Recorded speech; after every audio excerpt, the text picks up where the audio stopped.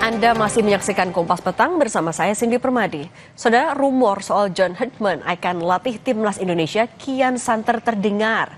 Kabarnya mantan pelatih Kanada ini rela menolak tawaran dari timnas Jamaika.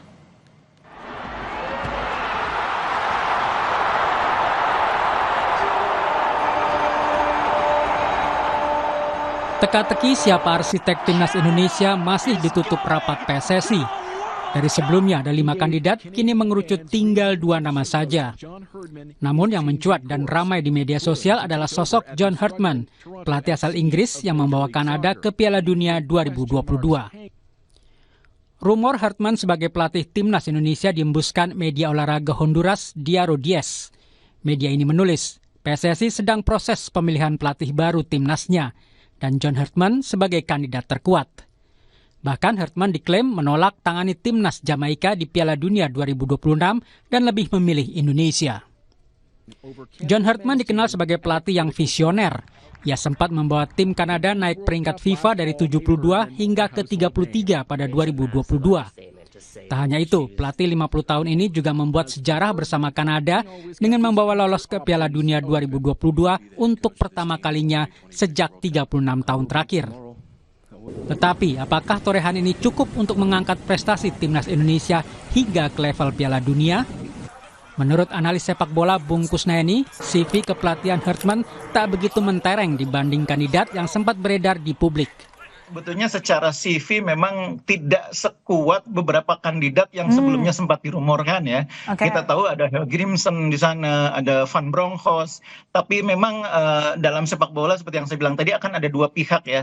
2 pihak yang akan bekerja sama dan dua-duanya tentu punya kebutuhan dan standar masing-masing. Nah, tampaknya standar yang dimiliki oleh nama-nama yang sempat beredar itu ternyata tidak pas dengan apa yang dimiliki oleh standar yang dimiliki oleh federasi, makanya nggak ketemu sehingga akhirnya muncul nama Herdman ini salah satunya ya.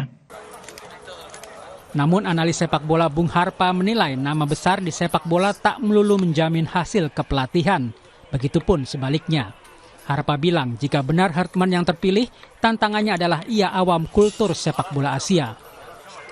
Jadi nama besar tidak ada jaminan akan sukses, nggak punya nama besar pun bukan jaminan tidak akan berhasil atau pasti gagal.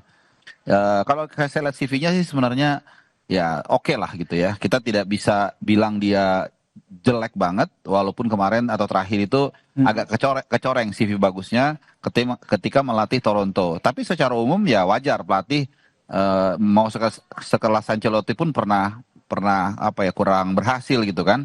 Tapi secara umum sih ya oke-oke aja, normal. Hanya mungkin yang menjadi tantangan adalah apa tuh? Dia tidak punya punya pengalaman di Asia. Ya sekali lagi ini hanya saya katakan tantangan ya, bukan nanti jangan dibilang lagi kok udah pesimis, enggak. Karena itu juga penting. Maret tahun depan, timnas Garuda akan berlaga pada turnamen resmi FIFA bertajuk FIFA Series 2026. Siapa yang akan melatih J.I. dan kolega? Apakah John Herdman yang akan diresmikan sebagai nahkoda timnas Indonesia? Tim Liputan, Kompas TV. John Herdman punya deretan prestasi yang cukup mentereng. Dia membawa 2 timnas Kanada ke Piala Dunia. Timnas putri diantaranya Piala Dunia 2015. Setelah itu timnas putra juga melaju ke Piala Dunia 2022. John Herdman juga mengantarkan timnas putri Kanada melaju hingga merebut 2 medali perunggu di Olimpiade London 2012 dan Rio de Janeiro 2016. Sebelum menangani Kanada, John Herdman menjadi pelatih timnas putri Selandia Baru dan membawa anak asuhnya lolos Piala Dunia Wanita 2007 dan 2011. Nama John Herdman santer disebut akan jadi pelatih baru timnas Indonesia. Tipe pelatih seperti apa pria asal Inggris itu? Bisakah memenuhi harapan semua pendukung timnas? Kami bahas bersama analis sepak bola Gita Suwondo. Bung Gita, selamat petang. Selamat petang. Bung Gita, soal kepastian atau nama John Herdman ini kan sebenarnya sudah disinggung juga sama Exco PSSI. Ketika itu sudah disebut oleh Exco, seberapa dekat menuju fixnya? Ataukah masih ada kemungkinan berganti kandidat lain? Sebenarnya kan kalau sekarang kan menurut PSSI, menurut federasi dan juga gunjang-ganjing di sana-sana bahwa mengerucut menjadi 2 nama, John Herdman dan Giovanni Van Bronckhorst. Mungkin dia kalau kenapa akhirnya Exco kabarnya dalam voting lebih memilih John Hartman adalah karena lebih cocok dengan dengan gaya main timnas kita selama ini, bahwa kita bermain dengan bertahan dengan 3-4-2-1, 3 center back, 4 di tengah, kemudian ada 2 gelandang membantu striker di depan. Jadi pola ini yang selalu dimainkan oleh John Hartman pada saat dia melatih tim nasional Kanada dan juga Selandia Baru. Jadi saya pikir inilah kecocokannya. Tapi apakah akan dia, ini balik-balik lagi, kan nanti akan ada proses wawancara, akan ada proses negosiasi harga, dan harganya pasti akan lebih mahal dibandingkan dengan apa yang sudah kita berikan kepada Patrick Kluivert, kepada Shin Tae-yong, kemudian juga kan dua-duanya itu ada kompensasi yang belum dibayarkan. Nah, masalah fulus ini yang pasti akan menjadi, bukan kendala sih, saya berpikir bahwa akan menjadi pertimbangan apakah nanti John Hartman akan menjadi pilihan atau tidak, karena Exco sudah memilih, tapi balik-balik lagi faktor negosiasi itu. Tapi kalau misalnya sudah sampai disebutkan juga oleh Exco PSSI, berarti sebenarnya kita punya fulus itu buat membayar, menggaji seorang John Hartman? Ya, harusnya iya ya. Kan kabarnya antara 2 sampai 3 juta dolar setahun. Itu kira-kira nilainya 34 sampai 51 M setahun. Itu kan nilai yang besar sekali. Jadi saya pikir juga akan ada pertimbangan-pertimbangan apakah federasi punya uang sebanyak itu, karena prosesnya kan tidak hanya melatih dalam setahun, pasti kontraknya 2 tahun atau nantinya ke depannya sampai ke 4 tahun, tapi 2 tahun pertama kan angkanya itu akan sangat besar sekali. Tapi kalau kita bicara pelatih ini, sebenarnya kalau banyak yang mengatakan bahwa CV-nya biasa-biasa saja, itu mungkin karena gini, pelatih itu selalu dinilai dari pekerjaan terakhirnya dia. Bersama FC Toronto kan dia tidak terlalu gemilang. Tapi kalau sebelum-sebelumnya menangani tim nasional Kanada, meloloskan Kanada Under 20 dan senior ke Piala Dunia. Kanada Women juga dibawanya menjadi merebut 2 medali perunggu Olimpiade, itu luar biasa. Kemudian kalau kita bicara tim nasional putra Kanada kan dibawanya ke Piala Dunia. Dan kalau ada yang mengatakan juga bahwa dia tidak cocok dengan kultur Asia, belum mungkin. Tapi dia pernah mengalahkan Jepang dan Kanada pada saat menangani tim nasional putra Kanada. Jadi dia sudah tahu bagaimana menangani tim nasional, berhadapan dengan tim tim Asia yang akan menjadi seterunya nanti kalau dia sampai terpilih. Saya pikir demikian. Oke, pengalamannya kan tapi mengalahkan tim, ya namanya juga Jepang. Tapi kan oke, kita punya banyak naturalisasi. Terus juga gaya defense-nya oke, mungkin bisa cocok. Tapi kan belum pernah melatih tim di Asia. Itu juga akan bisa jadi tantangan atau ganjalan, Kak? Ya, harusnya seperti itu. Tapi saya pikir bukan ganjalan ya. Tantangan iya. Tantangannya adalah bagaimana dia cepat beradaptasi dengan kultur Asia. Caranya adalah gimana? Jangan seperti pelatih terdahulu sebelum ini, bahwa dia lebih banyak menghabiskan waktunya di Eropa. Padahal dia tidak harus melihat pemain-pemain baru di Eropa, karena stok pemain naturalisasi kan itu aja, dia ekspornya itu aja. Dia harus mengawasi liga lokal kita, karena banyak pemain-pemain berbakat yang bisa diambil dari liga lokal untuk memenuhi 23 sampai 26 pemain yang akan dimainkan setiap pertandingan nanti di FIFA Matchday maupun di AFF maupun di Piala Asia tahun 2027. Nah, selain memperhatikan pemain di Liga 1, apalagi yang bisa dia lakukan untuk menerjemahkan skill yang dia punya, pemain yang dia punya untuk timnas kita di sini agar bisa cocok itu?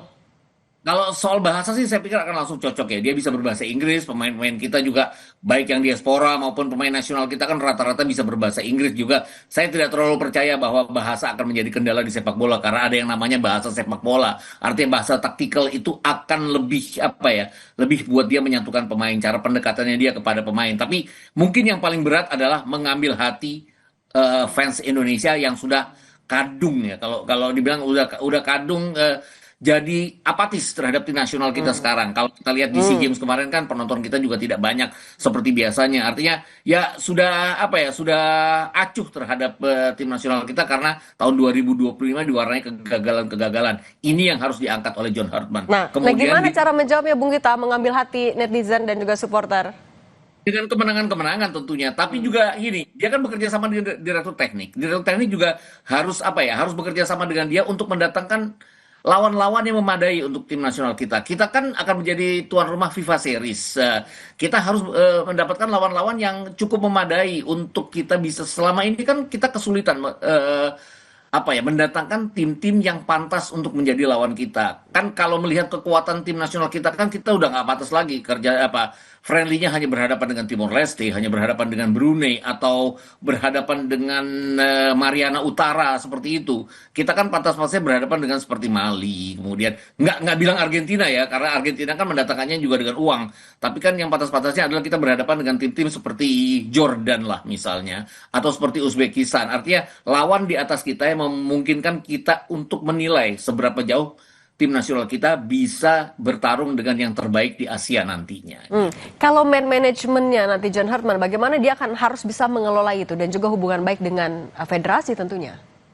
Ya, man management jelas bahwa dia harus semerangkul pemain. Saya pikir juga pemain kalau melihat namanya juga rasa-rasanya akan bisa ya, karena pemain-pemain seperti Jay Izzet pasti akan lebih memandang ke dia karena dia pernah punya reputasi membawa tim lolos ke Piala Dunia. Kemudian kalau bersama Sintayong, pemain-pemain kita juga sangat istilahnya look up ke Sintayong, saya pikir juga akan sama seperti dia. Tapi balik-balik lagi, man management kan harus dibarengi dengan in-game management. Artinya apa?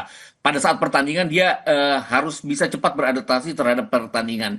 Kan kabarnya, kalau menurut kabar dari fans tim nasional Kanada, kan ada yang mengatakan bahwa pelatih ini pelatih yang bagus, bisa mengangkat motivasi, tapi secara taktikal kurang. Secara taktikal kurang itu artinya pada saat dia mentok, dia tidak bisa punya plan B untuk mengubah jalannya permainan. Ini kenapa Kanada gagal di Piala Dunia 2002 pada saat masuk putaran final. Kalah 3 kali dan hanya menjadi juru kunci grup. Tapi balik-balik lagi, yang itu fans Kanada. Fans kan kadang-kadang suka tidak puas.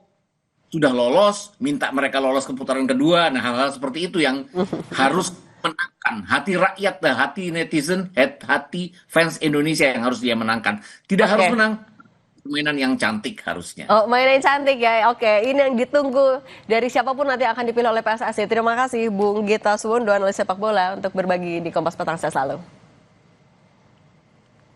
Saudara, kami akan kembali dengan informasi Polda Metro Jaya mempersilahkan Roy Suryo CS mengajukan pra peradilan jika tidak terima dengan status tersangka dugaan fitnah ijazah palsu Jokowi.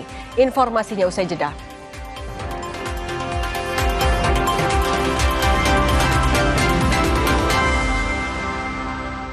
Salah durasi melihat ijazah terlalu sebentar, 5-7 menit saja melihat ijazah itu. Kalau dibilang saya belum sempat melihat, belum sempat menganalisa.